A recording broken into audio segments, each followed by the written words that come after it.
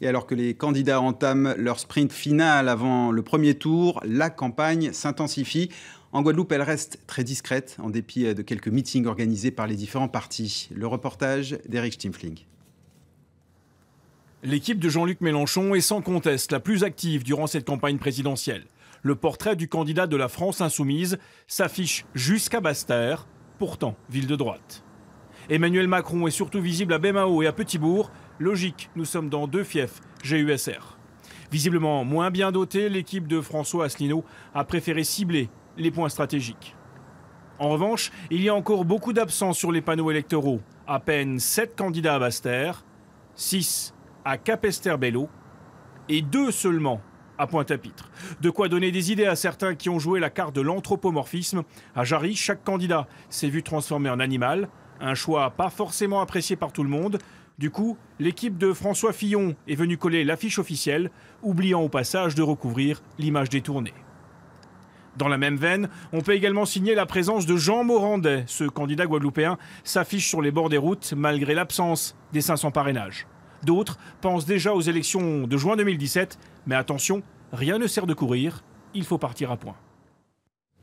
S'il n'est pas candidat, le chef de l'État multiplie actuellement les déplacements pour défendre son quinquennat et mettre en garde contre les populismes. L'occasion ce soir de faire le bilan de François Hollande concernant l'outre-mer. Le reportage de nos confrères d'Outre-mer Première.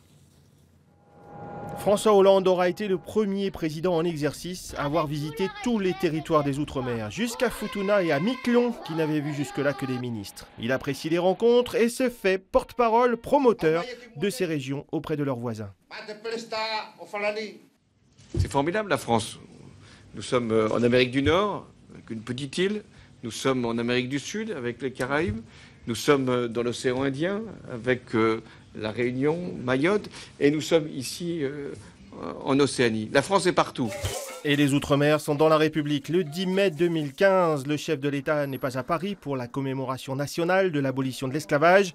Il est en Guadeloupe, à l'inauguration du Mémorial Act, centre de mémoire de la traite négrière. Les habitants des territoires d'Outre-mer n'ont jamais hésité sur leurs devoirs, mais c'est vrai qu'il est arrivé à la République de tergiverser trop longtemps sur leurs droits. François Hollande aura eu 7 ultramarins dans ses gouvernements, de Christiane Taubira au très régalien ministère de la Justice à Annick Girardin, première Saint-Pierraise, ministre de la fonction publique. Aussi les autres ministres des Outre-mer, Georges-Paul Angevin, Erika Baretsch ou le très discret secrétaire d'État Harlem Désir. Victorin Lurel, Premier ministre des Outre-mer, fait voter dès les premiers mois du quinquennat la loi de régulation économique pour faire baisser les prix. 4 ans plus tard, autre texte majeur, la loi pour l'égalité réelle, arrivée trop tard pour porter ses fruits. La capacité de pouvoir s'épanouir, s'accomplir, et notamment sur le plan économique, c'est l'égalité réelle.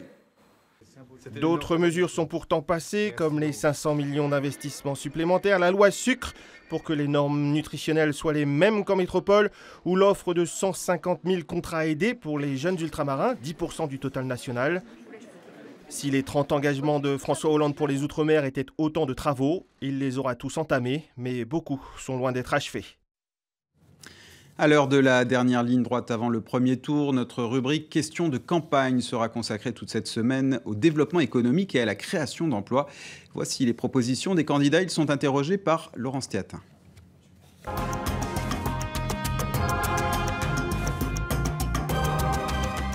François Asselineau, le chômage a légèrement baissé outre-mer, mais reste élevé. Que proposez-vous pour la création d'emplois? Il faut essayer toutes les filières possibles.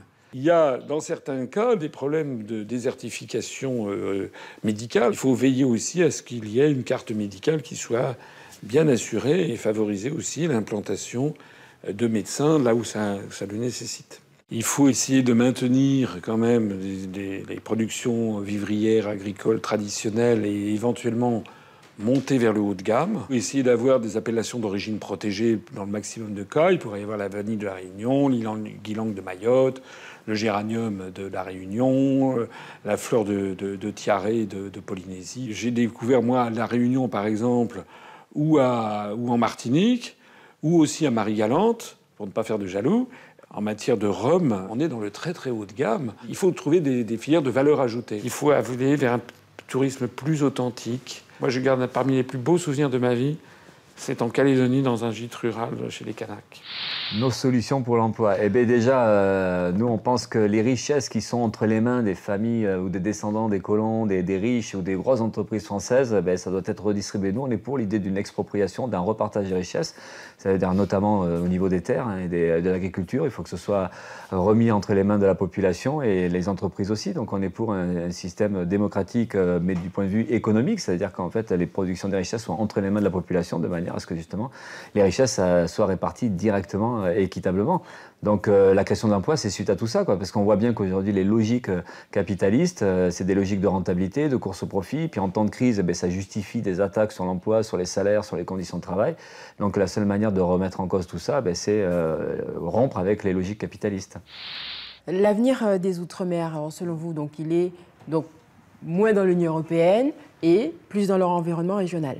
Oui, c'est évident qu'il faudrait qu'il y ait des liens régionaux, mais vous savez très bien que ça ne se crée pas comme ça. Si c'est pour avoir le salaire des voisins, je ne suis pas sûr que les ultramarins soient d'accord. Et moi, je ne veux pas. Je pense que les ultramarins ont envie simplement de pouvoir travailler au pays. C'est ça l'enjeu. Quand on voit tout l'argent qui est transféré, est-ce qu'il n'y a pas un moment où on peut se mettre autour de la table et se dire cet argent, comment on l'utilise pour développer le territoire de manière profonde? Le président du MEDEF de la Guadeloupe a demandé un choc de simplification. Comment, selon vous, il peut se traduire? Le défi des Outre-mer, il est simple. Elles ont à vivre avec les avantages de la République française, ce qui est dans les continents où nos territoires d'Outre-mer sont plongés inédits, et donc avec des protections des sécurités dont nous devons nous féliciter, et qui sont très déconnectés de la réalité de la vie des pays voisins. Quand on a le RSA, quand on a le système de chômage, le système de santé français, évidemment, voilà, c'est très favorable. En même temps, il y a les contraintes aussi de la République française en termes d'organisation des différents secteurs ou en termes de droit du travail. Il est indispensable, si on veut aider les territoires d'outre-mer à réussir dans un environnement régional qui est profondément différent de celui de l'Hexagone, de pouvoir adapter les choses. Et justement, l'emploi est l'une des préoccupations principales pour les jeunes électeurs. Quelles sont aujourd'hui précisément leurs attentes? Comme chaque soir, ils s'expriment devant notre micro dans la rubrique « Paroles de jeunes » réalisée par Ludivine Guiolé-Oulac et Ronnie Maletti.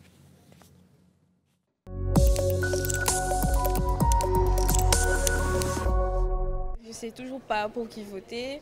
Et au niveau des jeunes, je trouve que ce n'est pas assez approfondi. Il n'y a pas assez de... Enfin, je trouve que moi, ce que j'ai attendu du nouveau président, c'est surtout qu'il y ait plus d'informations sur les études, sur les aides surtout sur les études, et pour éviter aussi que les jeunes, par exemple en Guadeloupe, puissent partir et tout. J'ai attendu du prochain président ou de celui qui va être élu que certains lieux soient plus reconnus, comme par exemple la Guadeloupe ou Marie-Galante ou par exemple la Guyane ou la Martinique, parce qu'on est un peu les îles un peu en retrait, alors qu'on fait quand même partie de l'Union européenne et de la France. Nous avons pas mal de candidats, même deux qui font partie des classes où on dirait qui ont beaucoup de soucis judiciaires et qui, malgré cela, se présentent. Donc pour moi, ce n'est pas un exemple pour la jeunesse. Voilà, la présidentielle qui se joue également sur Internet et sur les réseaux sociaux. Bonsoir, Yasmina Yakou. Oui, bonsoir Guillaume. Alors, quelles sont les grosses informations de ce lundi sur la toile? Alors Guillaume, pour vous comme pour beaucoup de gens, c'est sûr, on se souviendra de cette élection présidentielle. Chaque semaine, de nouveaux rebondissements, de nouvelles révélations. Eh bien, elle ne se termine pas plus dans le calme qu'elle n'a commencé. Depuis quelques jours, des internautes témoignent sur les réseaux sociaux. Ils ont reçu 2 cartes d'électeurs pour 2 bureaux différents et ils sont 500 000 concernés. Un nouveau couac à quelques jours du scrutin, mais attention pour ceux qui y penseraient, il est interdit de voter 2 fois. Vous risqueriez jusqu'à 2 ans d'emprisonnement et 15 000 € d'amende. Et on constate également que l'élection française est commentée chez nos voisins américains. Oui, commenté et même décortiqué. Hier soir sur la chaîne HBO, l'humoriste John Oliver a expliqué avec humour aux Américains l'élection présidentielle française. Il va beaucoup plus loin, il parle du Brexit, de l'élection de Trump et il met en garde les Français. Je vous propose un extrait. Mais s'il vous plaît, écoutez-moi. L'Angleterre et les États-Unis en foutent up. Ne foutent pas non plus. Oui, donc la vidéo a été reprise encore et encore sur les réseaux sociaux. Vous l'aurez compris, tous les regards sont tournés vers la France et ses élections présidentielles. Merci Yasmina et on vous retrouve évidemment demain. Voilà qui referme cette page consacrée à la campagne présidentielle.